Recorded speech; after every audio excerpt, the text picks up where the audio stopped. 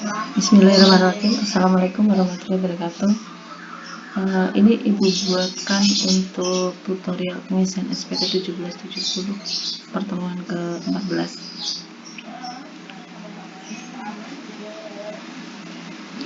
Di sini ada kasus untuk pengisian SPT 1770.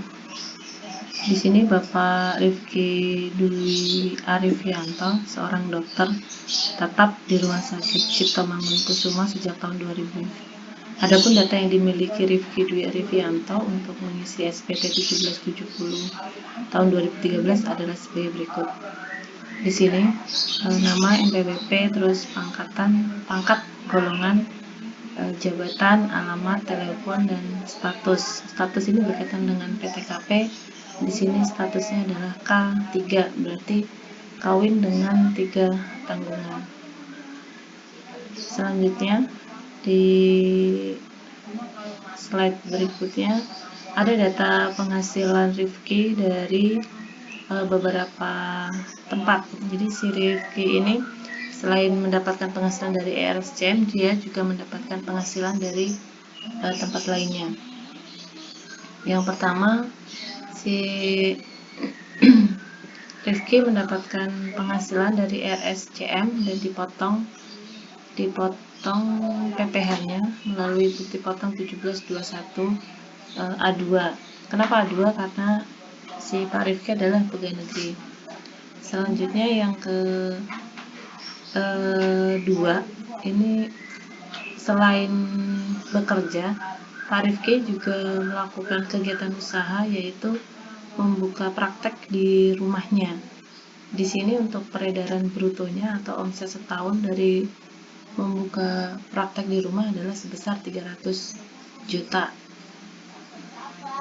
Ini perhatikan persentase NPPN. NPPN itu norma penghitungan penghasilan neto yang sudah kita bahas sebelumnya. Nanti kalian cari persentase NPPN untuk dokter. Terus yang ketiga, ini ada bukti pemotongan PPh pasal 21 non final nomor sekian tanggal 4 Juli 2013 dari Rumah Sakit Premier Jakarta untuk honorarium sebagai pembicara pada seminar tentang penyakit katarak, dan sudah dipotong PPh pasal 21-nya oleh bendahara di Rumah Sakit Premier. Terus yang keempat, menerima hadiah dari PT Rohto Lab Indonesia berupa paket liburan ke Liverpool, Inggris dengan nilai 50 juta. Tidak dipotong PPh pasal 21 oleh pemberi kerja. Oke, kalau kita lihat dari sini, si Pak Rifki ini berarti dia mendapatkan penghasilan yang pertama adalah dari RSCM. Udah ada bukti potongnya. Yang kedua, dari omset dia membuka praktek, nanti tarifnya pakai NPPN. Terus yang ketiga, mendapatkan penghasilan non final dari Rumah Sakit Premier, terus mendapatkan hadiah dari PT Rohto. Jadi ada empat sumber penghasilan, atau di tahun 2013 itu mendapatkan 4 sumber penghasilan. Selanjutnya kita lihat di bawah bukti potong si Pak Rifki itu memiliki istri, yaitu Nyonya Anggi. Nyonya Anggi itu bekerja di Bank BCA. Dari Bank BCA penghasilannya sudah dipotong PPh pasal 21 dan diberikan bukti potongnya 1721 A1. Nanti untuk yang Nyonya Anggi penghasilannya kan sudah dipotong di BCA, jadi Pak Rifki tidak perlu menambahkan lagi jumlah penghasilannya, tapi hanya cukup melaporkannya saja di kolom PPh final, yaitu istri yang bekerja. Terus selanjutnya ada daftar harta dari Pak Rifki. Yang pertama ada rumah senilai 560 juta, terus ada kendaraan senilai 145 juta, terus ada lagi kendaraan senilai 800 10 juta. Terus dia juga punya tanah di Pondok Indah senilai 600 juta. Selanjutnya ada lagi harta dalam bentuk deposito dan perhiasan. Deposito ada 250 juta di tahun 2007. Nah, di deposito ini terdapat bunga 1% per tahun. Jadi setiap tahunnya si Pak Rifki mendapatkan penghasilan bunga deposito sebesar 2.500.000. Nanti di lampiran yang PPh finalnya itu kalian masukin, jadi penghasilannya 2.500.000 dikali PPh final 20%. Terus selanjutnya ada punya perhiasan 50 juta tapi warisan. Selanjutnya selain harta, si Pak Rifki juga mempunyai kewajiban senilai 105 juta di Auto Multi Finance. Ini tahun 2015, berarti masih ada utangnya, jadi itu masukin. Selanjutnya data lainnya, daftar Rizky itu setiap bulannya mengangsur PPh pasal 25 sebesar 24 juta setahun atau setara 2 juta per bulan.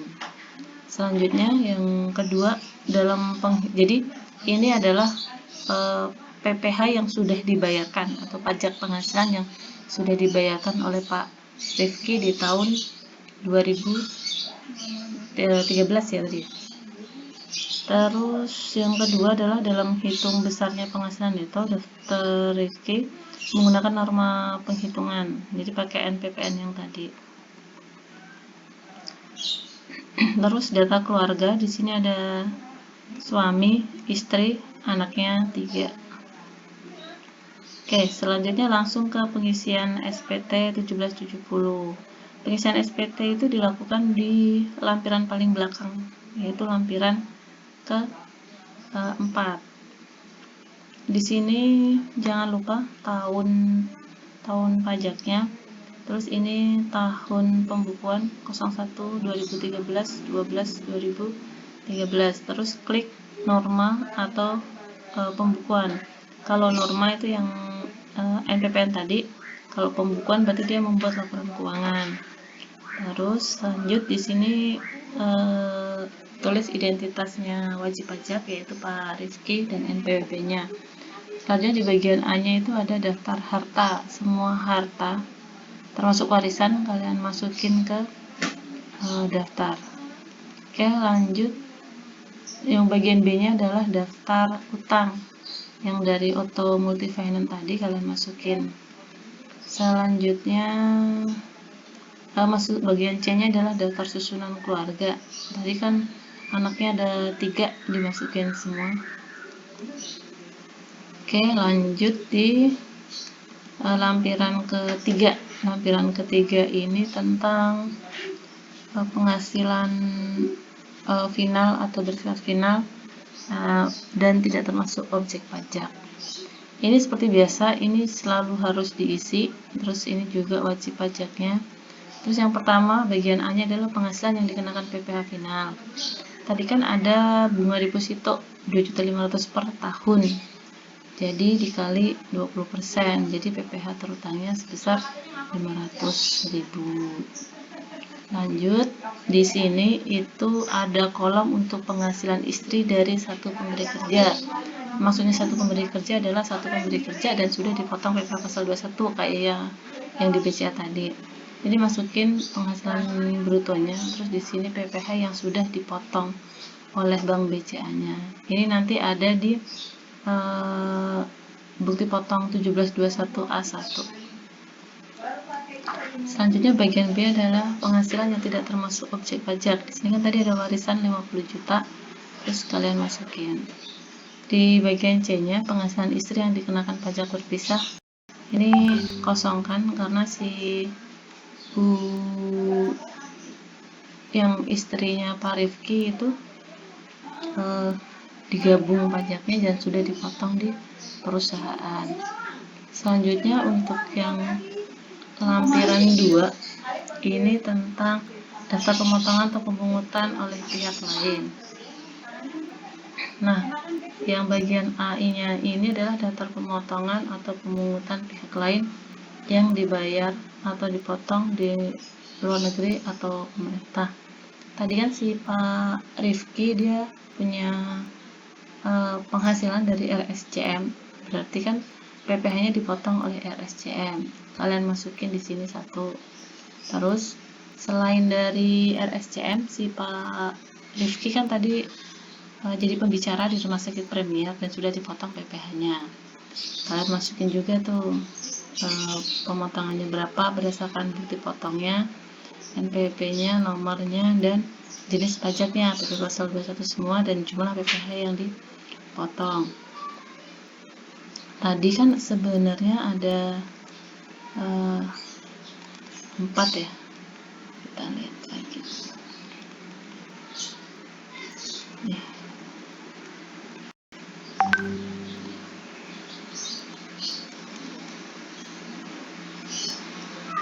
Nih, yang sumber penghasilannya keempat. Tapi yang pertama itu dari RSCM, omset dari prakteknya itu nanti pakai NPPN, makanya tidak dimasukkan ke dalam yang lampiran yang lampiran 2 tadi. Terus yang ketiga ini ada bukti potongnya, berarti dimasukin ke lampiran 2 tadi. Yang keempat ini kan hadiah tidak dipotong, jadi tidak dimasukkan lagi itu. Jadi yang dipotong cuma ada 2. Oke, lanjut sampai mana tadi? Ya, ini. Ya. Jadi kenapa yang dimasukkan ke daftar pemotongan atau pemungutan ini cuma ada 2? Karena bukti potongnya cuma ada 2, dari RSCM sama dari Rumah Sakit Premier. Sekarang lanjut, ini nanti kalian jumlahkan berapa. Terus bagian lampiran satunya itu seperti biasa tanggal tahun pajak sama bulan pembukuannya. Terus ini kodenya. Terus ini laporannya tidak diaudit, berarti kalian checklist silang yang tidak diaudit. Terus lanjut,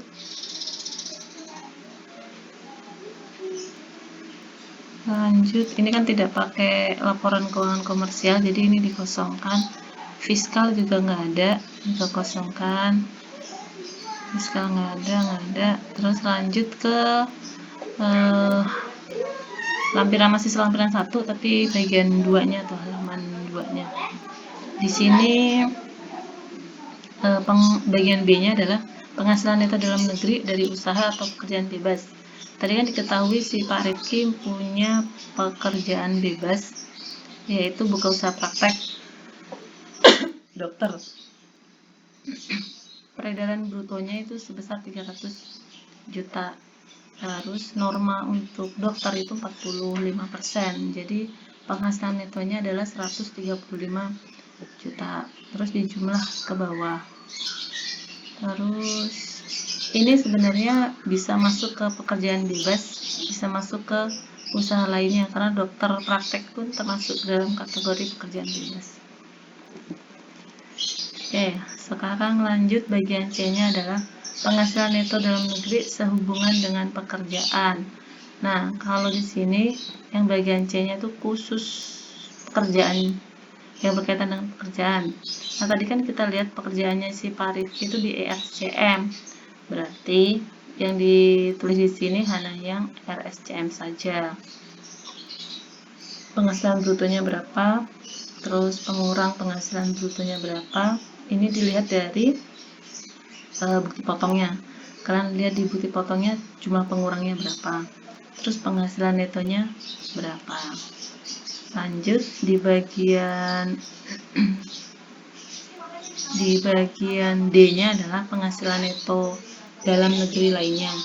Yang pertama tadi dapat hadiah dari PT Roto itu sebesar 50 juta, kalian masukin. Terus penghasilan lainnya tadi dari Rumah Sakit Premier itu penghasilan netonya sebesar 10 juta kalian masukin.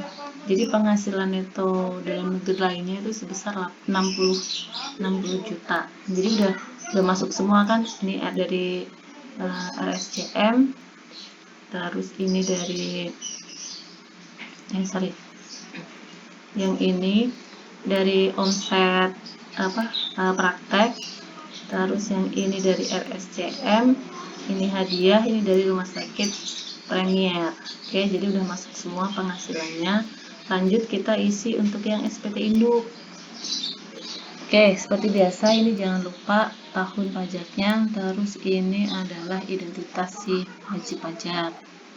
Lanjut, di sini ada bagian A-nya adalah penghasilan neto. Penghasilan neto yang pertama adalah penghasilan neto dalam negeri dari usaha dan atau pekerjaan bebas. Itu diisi dari kolom 1771 atau 1771 halaman 2B. Kita lihat 1771 halaman 1 2B. Halaman 1 2 halaman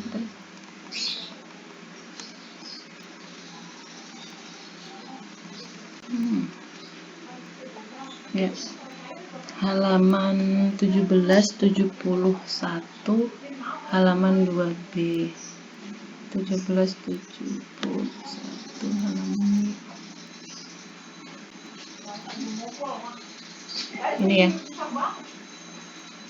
1771 halaman 2 bagian B. Bagiannya kan ini nih, berarti 135 juta. Oke, lanjut.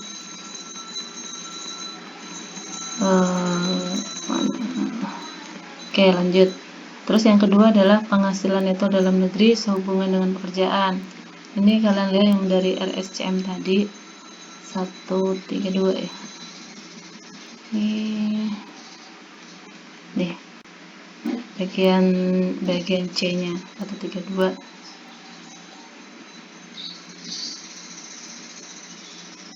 Ya, berkaitan 132.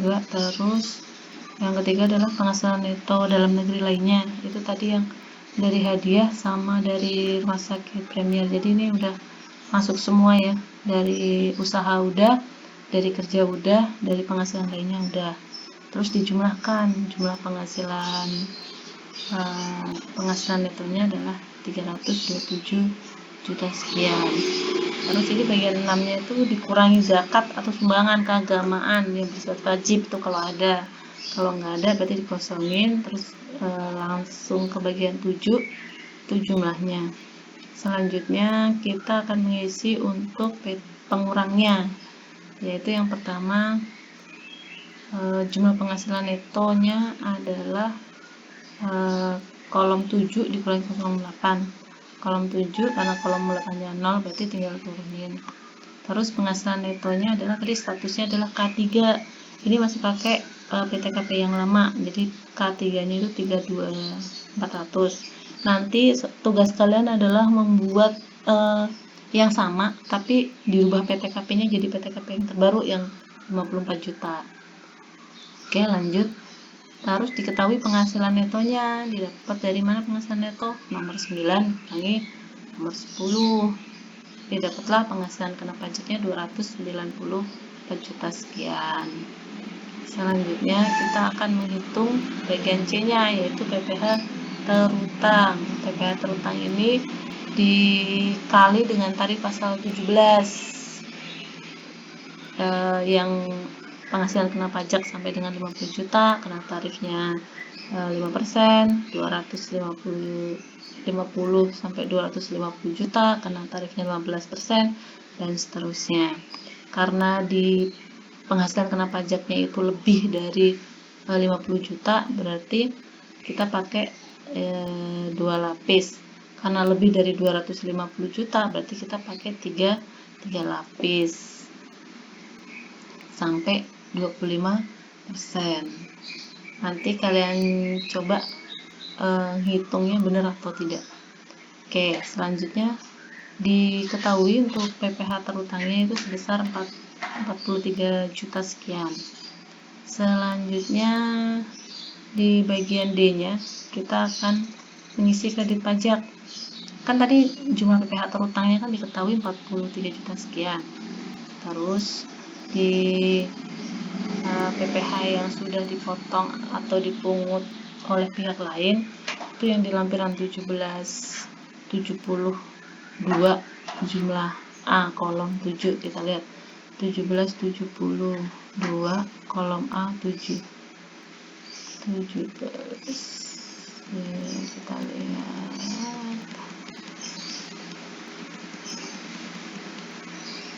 ya, yang ini 1772 bagian A kolom 7. Jadi kita lihat jumlahnya yaitu berapa nih, 11.892. Oke, terus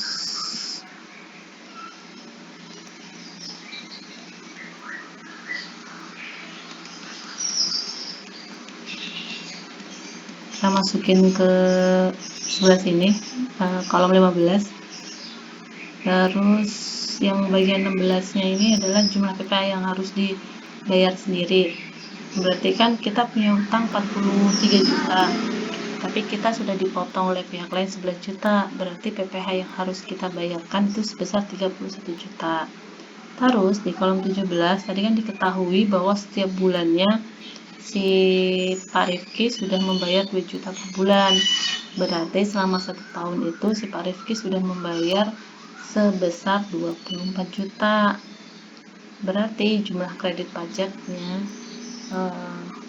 24 juta diturunin. Jadi jumlah kurang atau lebih bayarnya itu sebesar 7 juta. Didapat dari mana? PPh yang harus dibayarkan 31 dikurangi dengan PPh yang sudah dibayar sendiri 24 juta. Jadi sisanya adalah segini. Nah, 7.775.000 ini harus dibayarkan sebelum pelaporan SPT badan. SPT badan itu kan paling lambat tanggal orang pribadi.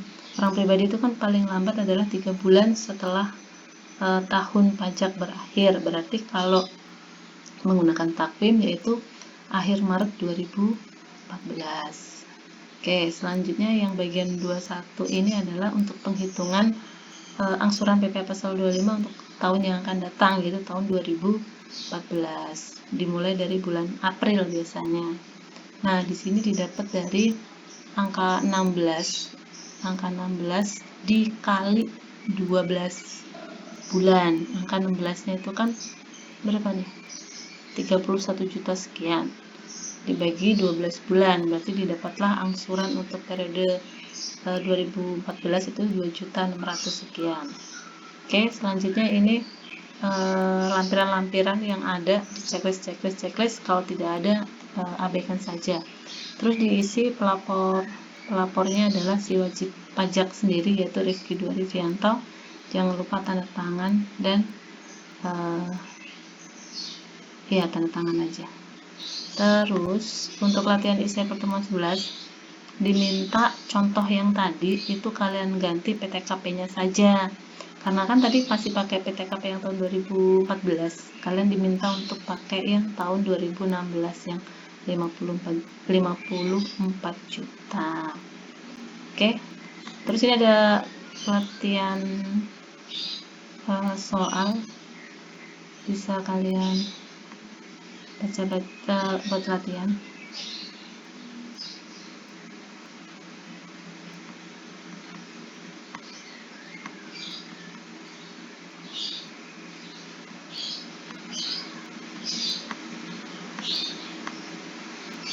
Oke, pertemuan ke-14 Ibu cuma sampai sini. Terima kasih. Maaf kalau ada salah-salah kata. Assalamualaikum warahmatullahi wabarakatuh.